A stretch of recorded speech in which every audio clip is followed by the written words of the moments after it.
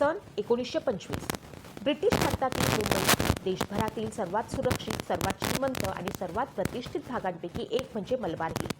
इथे उद्योगपती, व्यापारी, संस्थानिक अधिकारी राहत होते. पण जानेवारी 1925 मध्ये याच मलबार हिलवर घडलेली एक घटना केवळ मुंबईला तर संपूर्ण भारताला हादरवून गेली.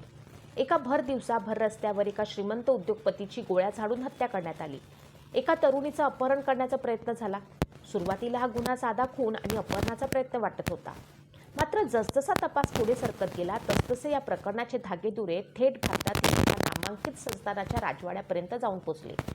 एका बाजूला होती ब्रिटिशांची न्यायव्यवस्था, दुसऱ्या बाजूला एका प्रभावशाली संस्थानाचा राजा, मध्ये होती एका तरुण स्त्रीची स्वातंत्र्यासाठीची धडपड.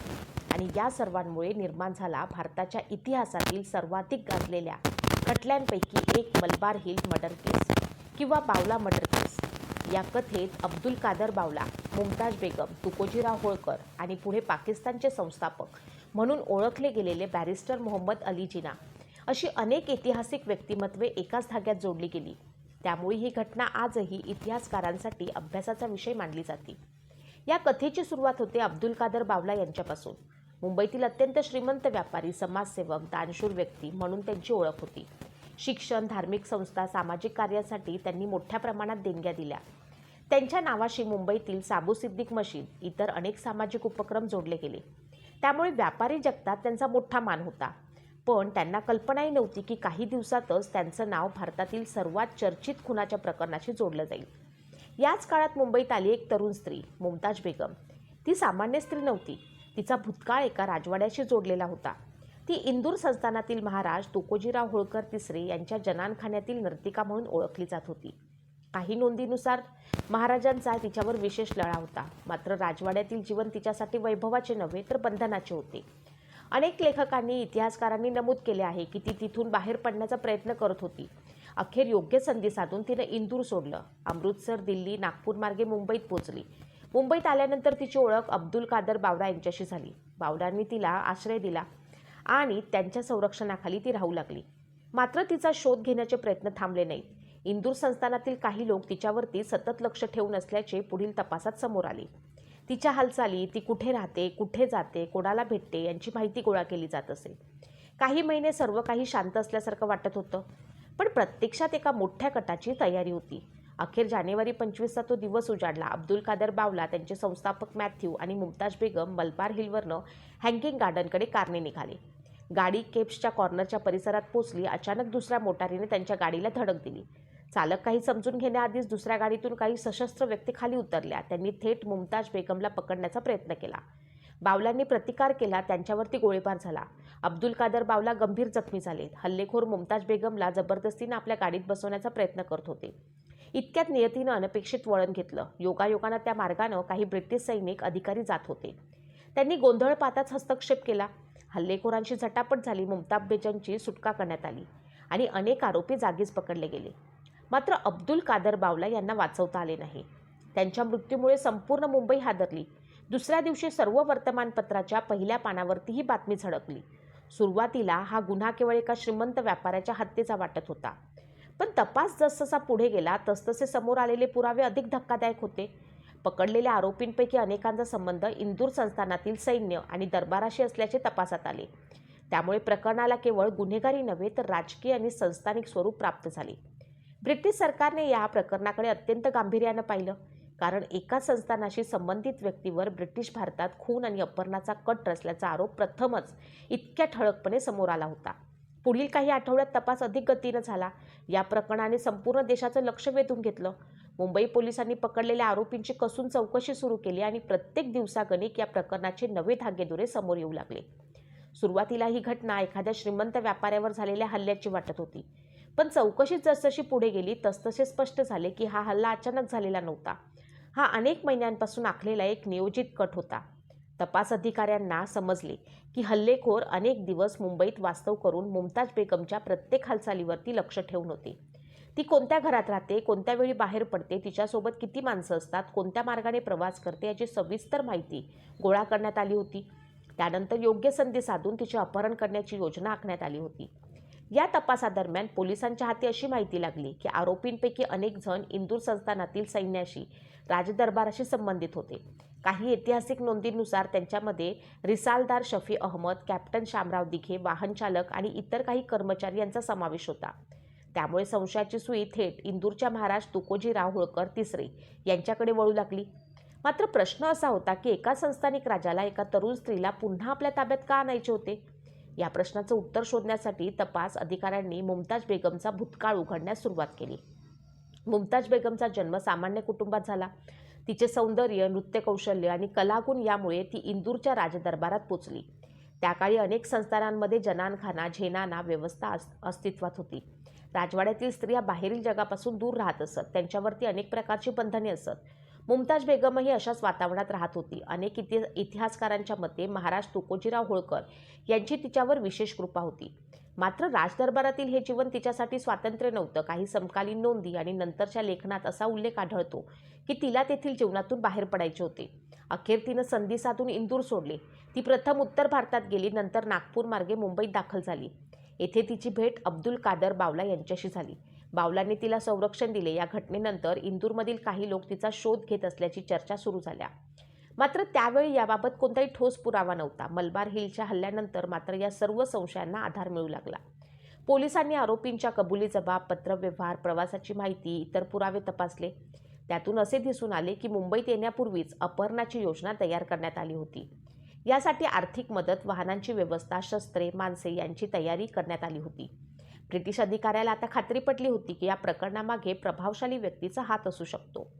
त्यामुळे तपास अधिक काटेकोरपणे करण्यात आला. या घटनेने संपूर्ण भारतात खळबळ उडाली. वर्तमानपत्रांनी या प्रकरणाचे रोज वृत्तांकन सुरू केले. लंडनमधील वृत्तपत्रांनीही या घटनेची दखल घेतली.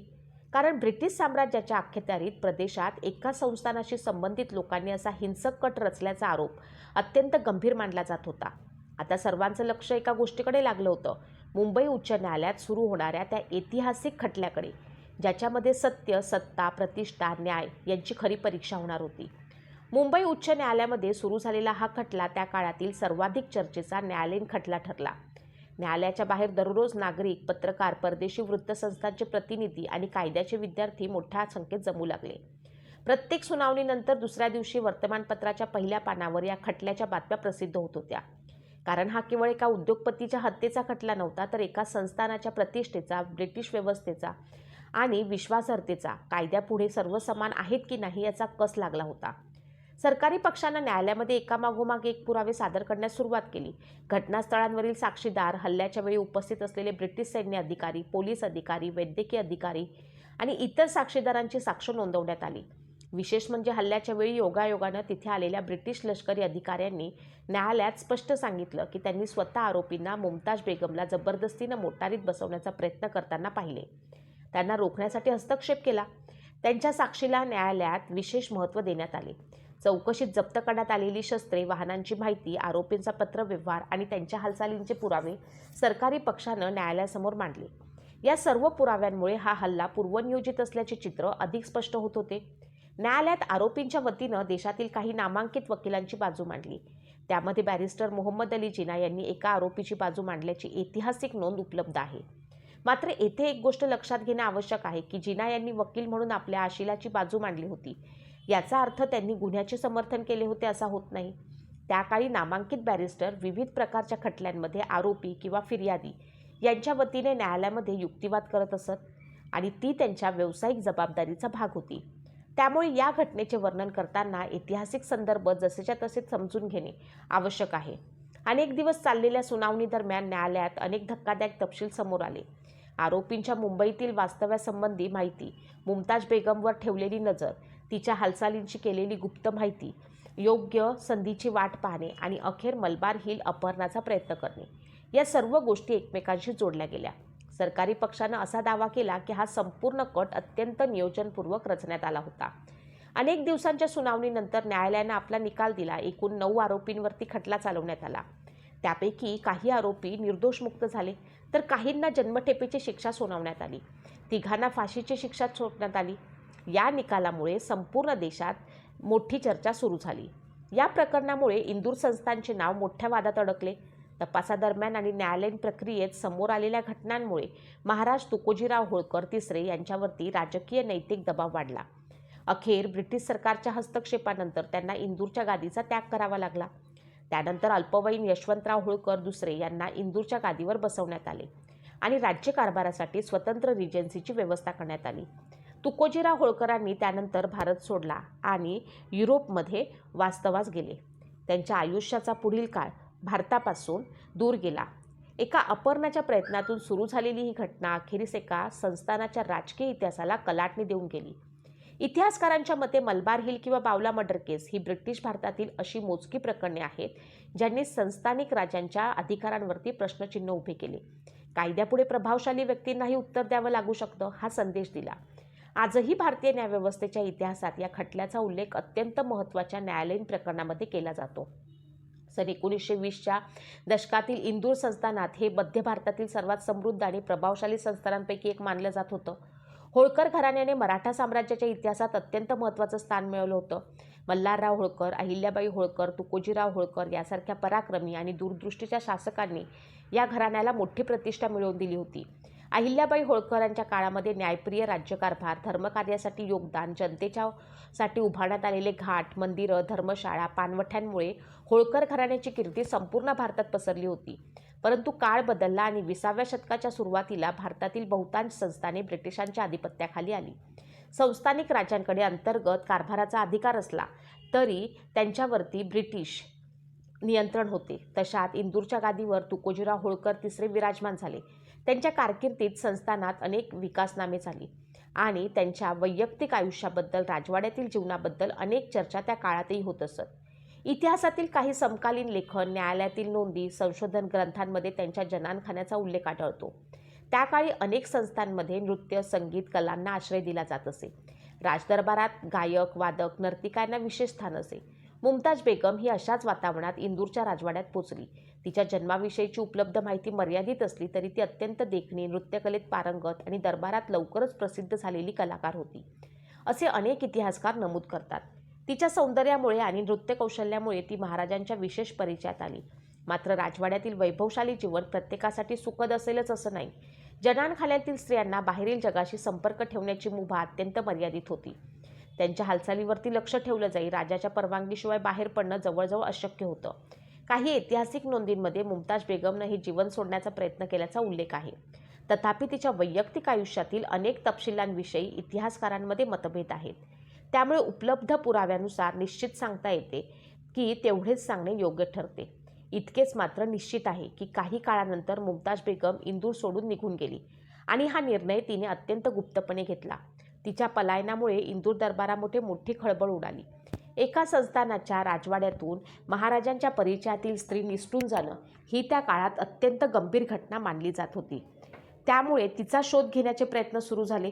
विविध शहरांमध्ये तिचा माग काढण्याचे आदेश देण्यात आले. तपासादरम्यान समोर आलं की ती अमृतसर, दिल्ली, नागपूर परिसरात राहिल्यानंतर अखेर मुंबईत आली. त्या काळी मुंबई ही भारतातील सर्वात मोठी व्यापारी नगरी होती. येथे येणाऱ्या व्यक्तीला गर्दीत सहज मिसळता येत असे. कदाचित म्हणूनच मुमताजनं मुंबईची निवड केली असावी. मुंबईत तिची भेट झाली अब्दुल कादर बावला यांच्याशी. बावला हे केवळ उद्योगपती नव्हते तर अत्यंत प्रभावशाली समाजसेवक म्हणून ओळखले जात. त्यांनी अनेक गरजू लोकांना मदत केली होती. मुमताज बेगमलाही त्यांनी आश्रय दिला. काही काळासाठी तरी मुमताजला वाटलं की तिचा भूतकाळ आता कायमचा मागे पडला आहे. पण तिला कल्पना नव्हती की तिच्यावरती लक्ष ठेवणारे लोक अजूनही तिचा पाठलाग करत होते. मुंबईसारख्या विशाल शहरात तिचा शोध घेण्यासाठी अनेक माणसे नियुक्त करण्यात आली होती. त्यांनी तिचे राहण्याचे ठिकाण शोधले. ती कोणत्या वेळी बाहेर पडते, कोणत्या रस्त्याने प्रवास करते, कोणासोबत असते याची माहिती दिवसेंदिवस जमा केली जाऊ लागली. प्रत्येक हालचाल नोंदवली जात होती. अखेर योग्य संधी मिळताच अपहरणाचा कट आखण्यात आला. मात्र या कटाचा शेवट त्यांच्या अपेक्षेप्रमाणे झाला नाही, कारण नियतीने त्या दिवशी इतिहासाला वेगळंच वळण देण्याचं ठरवलं होतं. जर त्या क्षणी ब्रिटिश सैन्य अधिकारी त्या मार्गाने आले नसते तर कदाचित मुमताज बेगम पुन्हा इंदूरला नेली गेली असती आणि बावला मर्डर केस कधीच इतिहासात नोंदली गेली नसती. पण एका योगायोगामुळे केवळ एका स्त्रीचे प्राणच वाचले नाहीत, तर भारतातील एका नामांकित राजघराण्याचे गुपितही संपूर्ण जगासमोर उघडे झाले.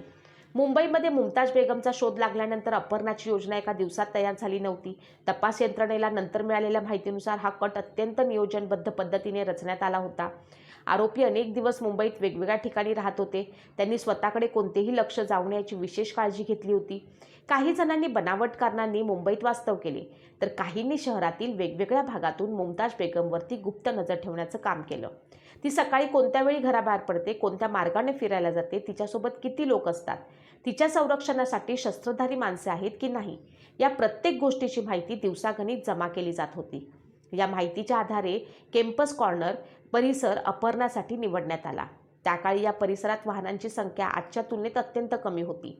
त्यामुळे एखाद्या वाहनाला अडवून काही मिनिटातच संपूर्ण कारवाई करणं अपहरणकर्त्यांना शक्य होईल, असा त्यांचा अंदाज होता. मात्र त्यांनी एक गोष्ट लक्षात घेतली नव्हती. नियती कधी कोणाचा डाव उलथवून टावेल हे कोणीच सांगू शकत नाही. हल्ल्याच्या दिवशी अब्दुल कादर बावला आपल्या मोटारीतून मुमताज बेगम आणि आपल्या व्यवस्थापकासोबत हँगिंग गार्डनच्या दिशेने निघाले. रस्ता नेहमीप्रमाणे शांत होता. काही क्षणातच दुसऱ्या मोटारीने त्यांच्या गाडीला धडक दिली. चालकाला काही समजण्याआधीच काही सशस्त्र व्यक्ती बाहेर आल्या. त्यांचं लक्ष एकच होतं, मुमताज बेगमला जिवंत पकडून घेऊन जाणं. त्यांनी गाडीचे दरवाजे उघडले, मुमताजला जबरदस्तीनं बाहेर ओढण्याचा प्रयत्न केला. अब्दुल कादर बावलांनी क्षणाचाही विलंब न करता विरोध केला आणि त्यांच्या संरक्षणाखाली असलेल्या स्त्रीला वाचवण्यासाठी त्यांनी अपहरणकर्त्यांना रोखण्याचा प्रयत्न केला. याच झटापटी दरम्यान गोळीबार झाला आणि बावला गंभीर जखमी झाले. तरीही त्यांनी प्रतिकार सोडला नाही. मुमताज बेगमनेही आरडाओरडा करून मदतीसाठी हाका मारल्या. काही क्षणासाठी संपूर्ण परिसरात भीतीचं वातावरण निर्माण झालं. अपहरणकर्ते मुमताजला मोटारीत बसवण्यात यशस्वी होणार इतक्यात समोरून ब्रिटिश सैन्याचे काही अधिकारी येताना दिसले. हे अधिकारी गोल्फ क्लबमधून परत येत होते. त्यांनी रस्त्यावरती सुरू असलेली झटापट पाहताच आपली मोटार थांबवली. कोणतीही भीती न बाळगता थेट हल्लेखोरांपर्यंत धावून गेले.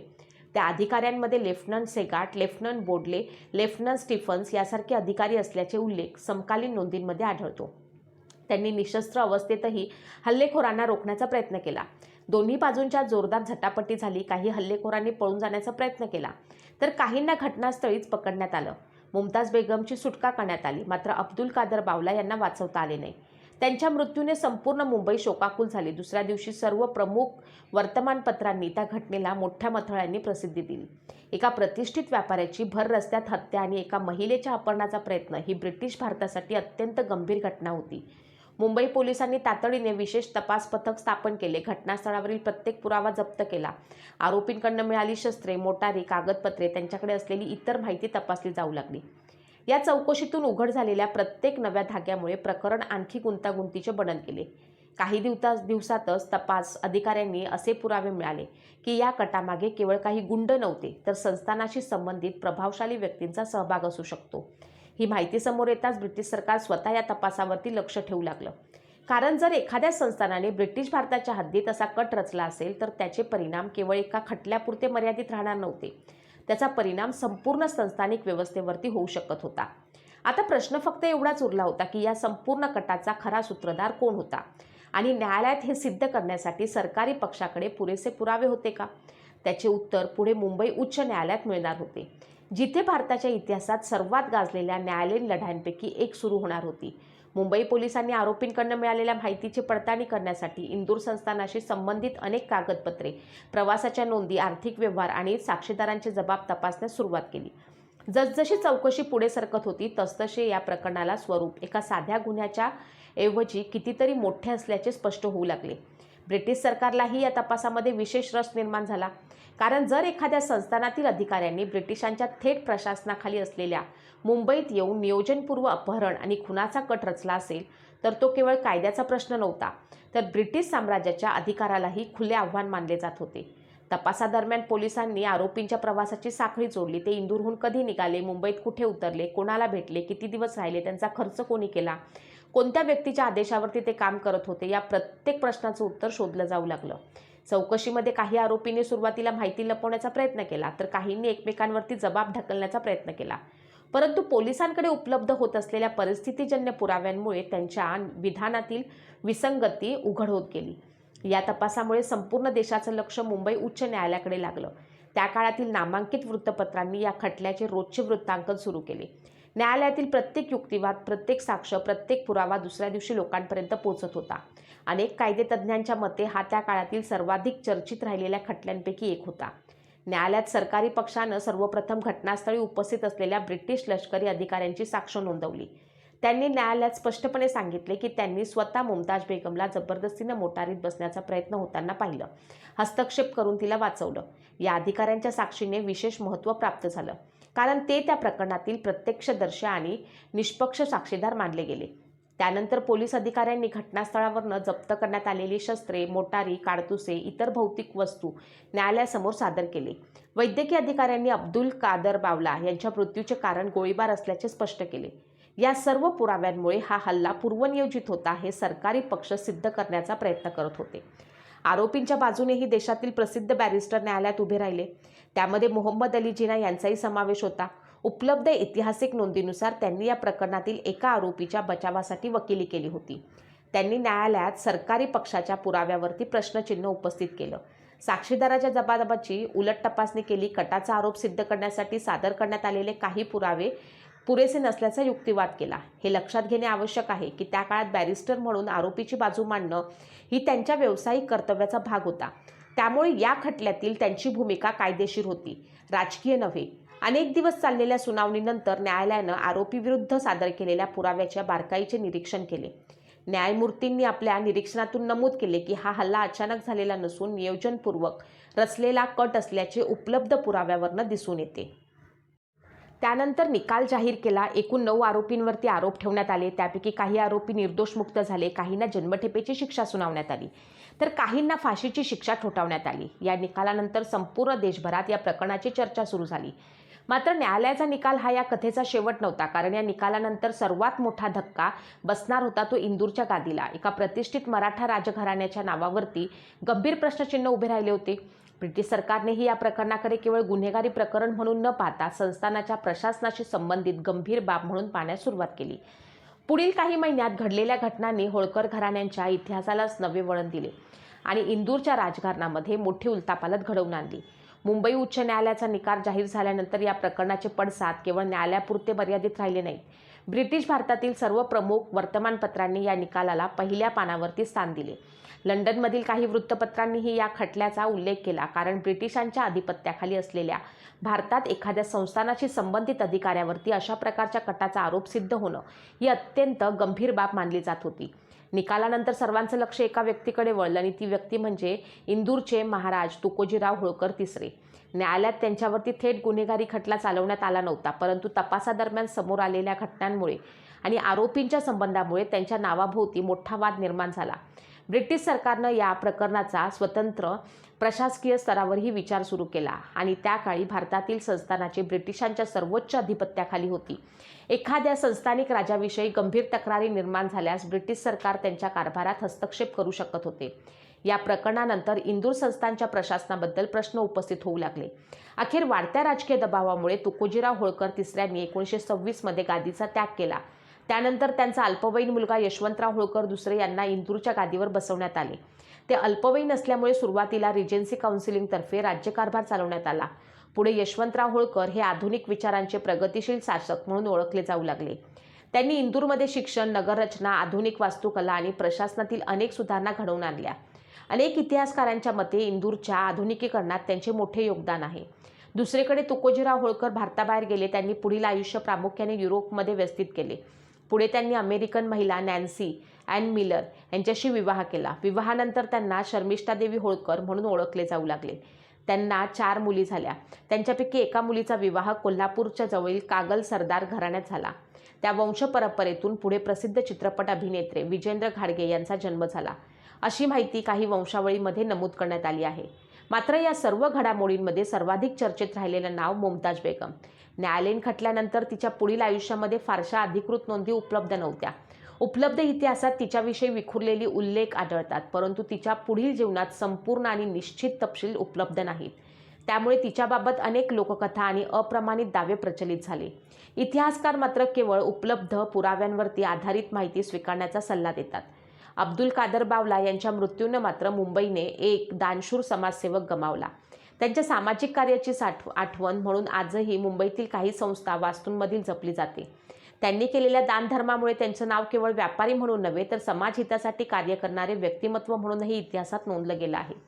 बावला मर्डर केस किंवा मलबार हिल मर्डर केस हा भारतीय न्यायव्यवस्थेच्या इतिहासातील एक महत्त्वाचा टप्पा मानला जातो. या खटल्याने ब्रिटिश भारतातील न्यायव्यवस्था, संस्थानिक राजकारण, राजसत्ता, कायद्याचे राज्य यांच्यातील नातेसंबंध स्पष्ट केले. या प्रकरणामुळे एक संदेश ठळकपणे समोर आला की सत्ता कितीही मोठी असली तरी न्यायालयात पुरावे आणि कायदाच अंतिम मानला जातो. म्हणूनच जवळपास 100 वर्षांनंतरही इतिहासाचा अभ्यास करणारे संशोधक, कायद्याचे विद्यार्थी, राजकीय इतिहासाचे अभ्यासक या प्रकरणाचा उल्लेख विशेष महत्त्वाने करतात. ही घटना केवळ एका खुनाची कथा नाही तर ती सत्ता, प्रतिष्ठा, वैयक्तिक स्वातंत्र्य, न्याय आणि इतिहास यांच्या गुंतागुंतीच्या नात्याची जिवंत साक्ष आहे. म्हणून मलबार हिलवरील त्या काही मिनिटांच्या गोळीबारानं केवळ एका व्यक्तीचा जीव घेतला नाही तर एका संस्थानाच्या इतिहासालाही कायमचं बदलून टाकलं. मित्रहो, इतिहास हा केवळ राजे, महाराजे, युद्धे आणि विजयाचा नसतो. इतिहास हा अशा असंख्य व्यक्तींचाही असतो ज्यांची नावं काळाच्या ओघात धूसर झाली पण त्यांच्या आयुष्याने संपूर्ण व्यवस्थेला प्रश्न विचारले. मलबार हिल मर्डर केस हा त्यापैकीच एक घटना आहे.